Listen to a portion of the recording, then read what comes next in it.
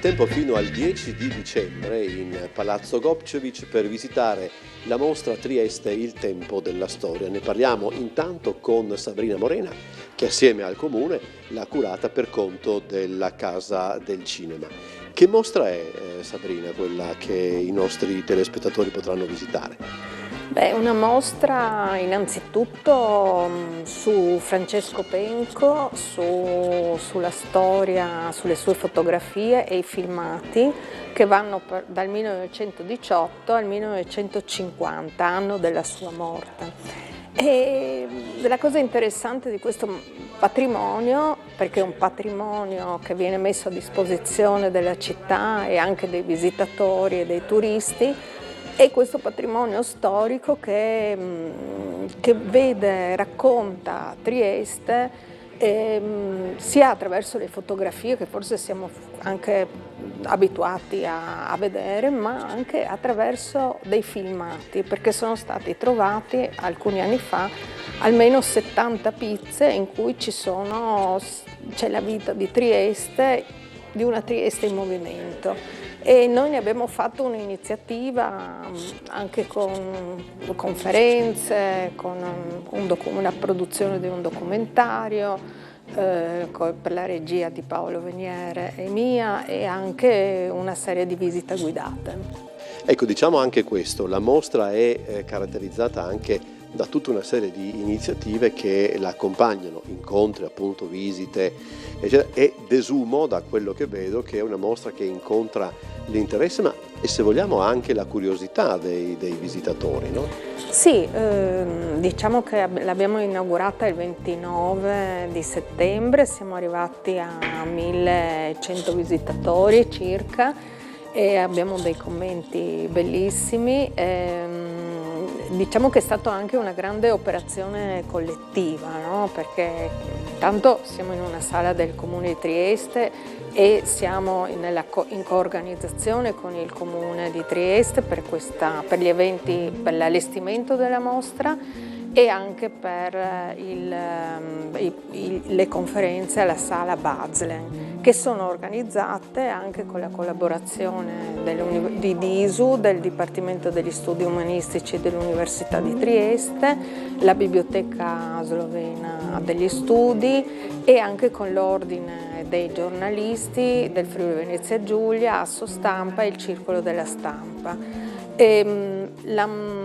La mostra è stata curata tra l'altro da Federica Luser di Trart, che è uno dei partner del progetto, e poi vede anche la collaborazione ancora di tantissime associazioni anche di Casa del Cinema, come Anno 1, come la Cappella Underground, Alpe Adria Cinema, Buonaventura Teatro Mila. Cioè abbiamo messo insieme veramente tantissime persone, ognuno dei quali ha contribuito per una parte, sia nelle conferenze o sotto aspetti tecnici o aspetti promozionali. E godiamo del contributo della Regione Friuli Venezia Giulia per un progetto di valorizzazione degli archivi che si chiama Terre di Passaggio e anche della Fondazione Casali, insomma, che ha creduto in questo progetto. E io penso che e ringraziamo Claudio Arnè, che è il proprietario di questo materiale e collezionista, custode, come lui dice, temporaneo, ma che ha messo veramente a disposizione della città la possibilità di vederlo, anche di approfondire, di studiare tutto quanto. C'è un'ultima domanda ed è una sottolineatura, se vogliamo. Da qualche tempo a questa parte Casa del Cinema comincia ad essere sempre più presente in città, anche per quanto riguarda mostre ed iniziative di questo genere, cioè il ruolo immaginato per la Casa del Cinema si va delineando sempre di più. Sì, è una importante realtà, no? Che non si occupa solo di cinema, che non riunisce solo le associazioni, ma anzi che diventa protagonista soprattutto, diciamo, ultimamente attraverso delle mostre e anche con altri progetti, non solo di mostre, anche un po' integrati, no? In generale su questo fronte, no? Perché ce ne saranno tante altre. E quindi penso, insomma, che sia un po' la sua funzione, e io, che poi sono un amante degli archivi storici, spero che continui anche su questo lavoro di ricerca e di fare emergere proprio sia le fotografie che i filmati o altre opere che riguardano la storia di Trieste, e che ci permettano anche di approfondirla, di conoscerla meglio e facciano emergere, perché questo è anche interessante, che di questa mostra comunque vengono fuori tante altre cose contemporaneamente.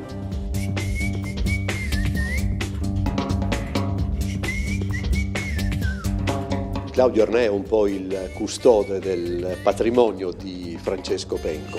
Intanto, di chi parliamo quando parliamo di lui? Parliamo di un fotografo che era nato a Trieste nel 1871, è andato in America su una nave carica di emigranti, si chiamava Verra questa nave, si era imbarcato a Napoli e ha lavorato 2 anni negli Stati Uniti, dove si era anche sposato, ha preso le tecniche migliori, più innovative della fotografia. La prima moglie americana è morta e lui è tornato a Trieste e ha portato queste innovazioni.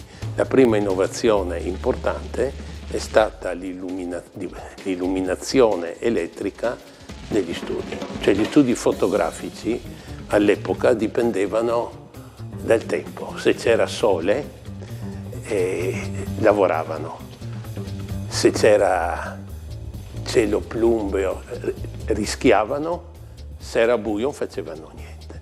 Quindi erano studi posti tutti all'ultimo piano degli stabili, con delle lucernai in vetro e un sacco di tende per gestire la luce e pannelli riflettenti. Lui ha portato una lampadina di cui un nipote della terza compagna di vita mi ha donato un pezzo, cioè una lampadina da 500 watt di queste dimensioni.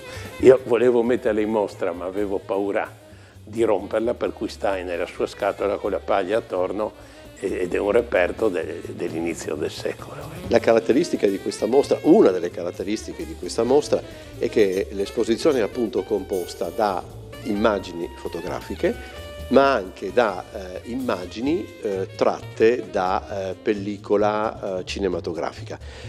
Prima un dato: adesso, cioè, noi siamo abbastanza, come dire, usi alle riprese cinematografiche, no? Però per quei tempi credo che la cosa fosse particolarmente, come dire, innovativa anche da questo punto di vista. Francesco Penco inizia la sua attività di cineoperatore affiancandola a quella di fotografo immediatamente dopo la fine della Prima Guerra Mondiale. All'epoca le cineprese erano costruite in legno e la pellicola avanzava mossa dalla mano dell'operatore, quasi come un macinino da caffè, quindi le velocità di esposizione variavano secondo il muscolo del povero operatore. La pellicola con cui lui l'aveva girata è la 35 mm professionale, e di cui abbiamo 70 negativi. No, alcuni un po' montati, altri lasciati così, e quindi non sono mai passati nei rulli di un proiettore, quindi non sono rovinati.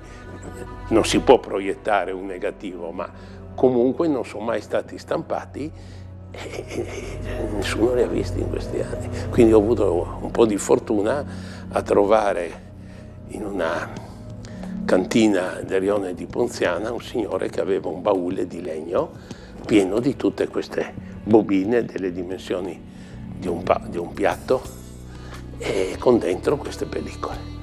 Le immagini che noi vediamo, come potremmo dire, a che cosa si riferiscono? Prima di incominciare la registrazione, diciamo che giornalisticamente sarebbe cronaca bianca, nel senso dire, manifestazioni, iniziative, ma non solo. No, allora, le barricate di San Giacomo 1920, io dico, è tra politica qualcos'altro, a San Giacomo per sedare quella che è stata di fatto una rivolta popolare, era intervenuta la brigata Sassari e hanno esploso 3 colpi di cannone. Dopodiché sono entrate le guardie regie e i soldati, hanno fatto una quindicina di morti e un 500 arresti, quindi non è. Poi Penco era in strada nei giorni della fine dell'occupazione tedesca. Corso Italia, lui era a 3 metri dai combattenti, ha fotografato anche i morti, c'è una bella sequenza.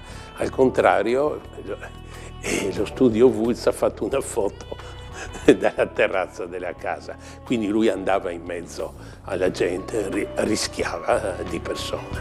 Ecco, era secondo me un vero reporter. Un vero reporter. Un vero reporter. Ecco, che cosa ci dicono queste immagini, se vogliamo, della città intanto? Beh, ci dicono che in quegli anni la vita nelle strade era intensissima. Manifestazioni, cortei, comizi, processioni. Cioè c'è una città la cui popolazione vive in strada. Perché? Forse era finita il periodo terribile della Prima Guerra Mondiale, la fame, Trieste si era ridotta a 110.000 abitanti, e c'è una voglia di riprendere la vita. Dopodiché arrivano gli scontri socialisti e fascisti, il cantiere San Marco viene bruciato, c'è un episodio raccontato da Vittorio Vidali che aveva partecipato a quella occupazione, e poi c'è la normalizzazione, la vittoria del fascismo e la normalizzazione della vita.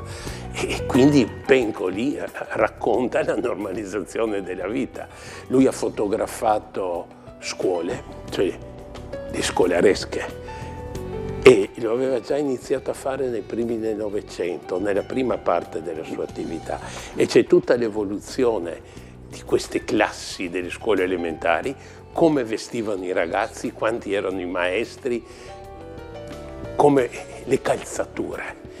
Uno guarda le scarpe e capisce immediatamente che tipo di ragazzi erano, se erano di Renaveccia o se erano della scuola del primo liceo femminile che ha lavorato a Trieste. Si potrebbe, attraverso queste immagini, circa 3.000 ne ho recuperate, fare una mostra per esempio sulle scuole, sull'evoluzione, anche l'esterno, non so, l'inaugurazione del nuovo Dante, c'è un sacco di materiale, cioè non c'è avvenimento, più o meno diciamolo, che non è stato fotografato. Immagino anche che la collezione dà anche un'idea di come la città sia cambiata nel corso degli anni dal punto di vista architettonico, no?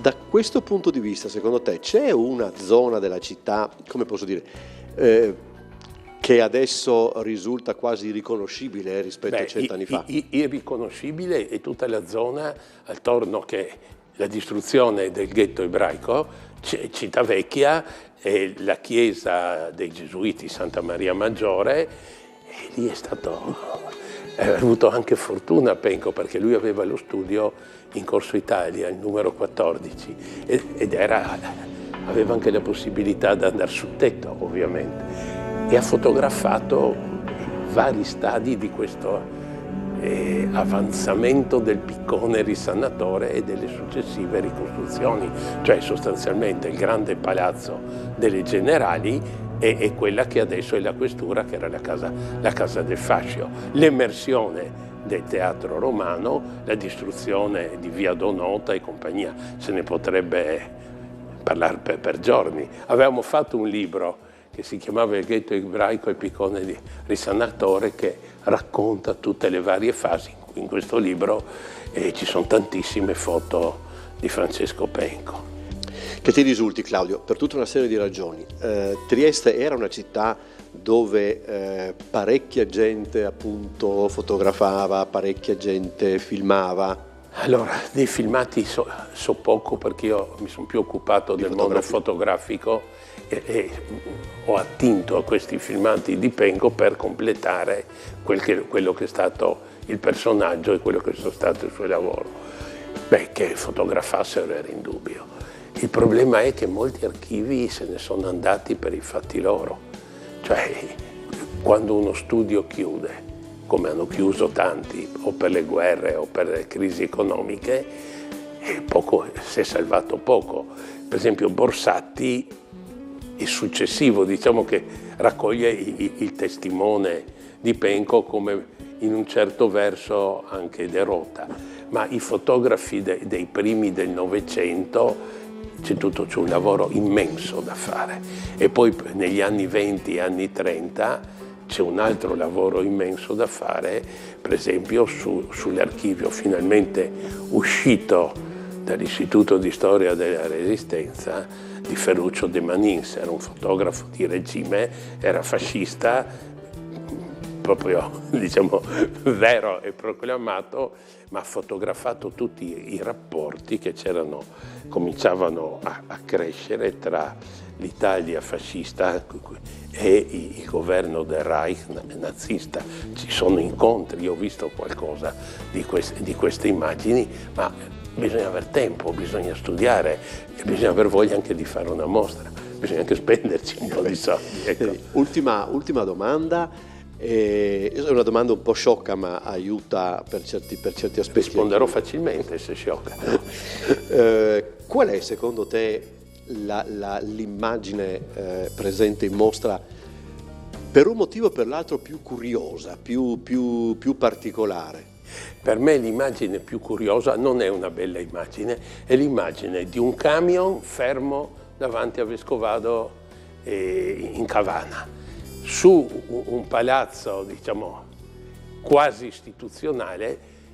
Sono stati affissi dei manifesti che io non ho mai visto sugli edifici, direi, tra virgolette, pubblici. Ed era il momento in cui veniva caricato la biblioteca e le altre cose del vescovo Lorenzo Fogar, cacciato dal fascismo, diciamo relegato a Roma con un titolo onorifico, perché il povero vescovo Fogar ha subito la sorte di due suoi predecessori, Angelo Bartolomasi, infilato via da Trieste perché difendeva i fedeli cattolici di lingua slovena. Ecco, quindi trovare questa foto mi ha dato una certa emozione, non era conosciuta, poi ci sarebbe stato un interregno, cacciato Fogar 2 anni senza vescovo con un amministratore apostolico, e poi c'è tutto un servizio sull'arrivo a Trieste in treno da Fiume di Monsignor Santin, che arriva pochi giorni prima della visita del Duce, in cui in Piazza dell'Unità Mussolini annuncia le leggi razziali sugli ebrei. Ecco. Quindi questa foto chiude un'epoca e quell'arrivo ne riapre un'altra. Quindi si potrebbe andare avanti a raccontare tante cose. Ecco. Qui per esempio c'è Fogar in un'altra foto, questo è da filmato, mentre va in pellegrinaggio, credo nel 25, a Roma, con un treno carico di fedeli, e c'è la partenza dalla stazione centrale ancora coperta con una volta a botte di acciaio e di vetro di questi fedeli.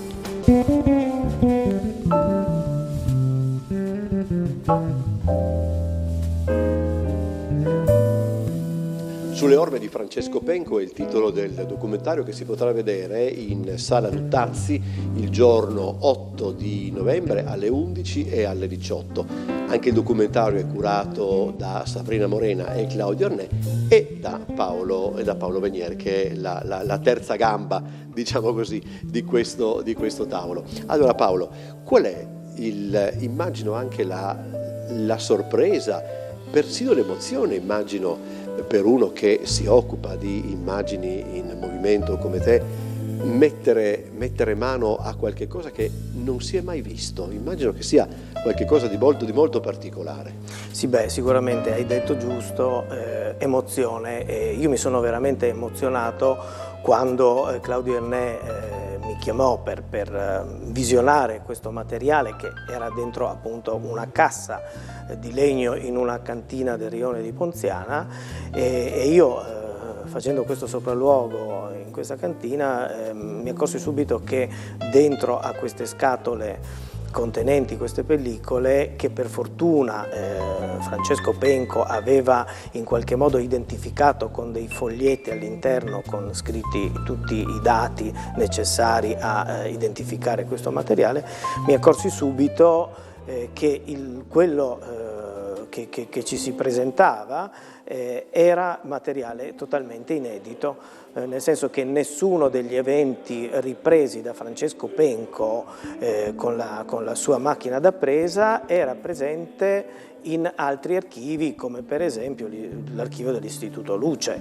e quindi scoprire un po' alla volta questo materiale, che come abbiamo già detto erano per lo più al 90% dei negativi che da un esame appunto meccanico della pellicola, fisico della pellicola, sono subito risultati essere dei negativi che non erano mai stati stampati, quindi delle immagini che neanche lo stesso Penco aveva mai visto, e quindi totalmente inediti. Un'emozione incredibile, perché siamo di fronte appunto a un materiale praticamente vergine, nel senso anche del montaggio, perché avendo a disposizione dei girati non c'è stato nessun filtro di montaggio come si può trovare appunto in un cinegiornale, che chiaramente vuole far vedere una data cosa e far passare un certo messaggio. Qui era tutto ancora intonso.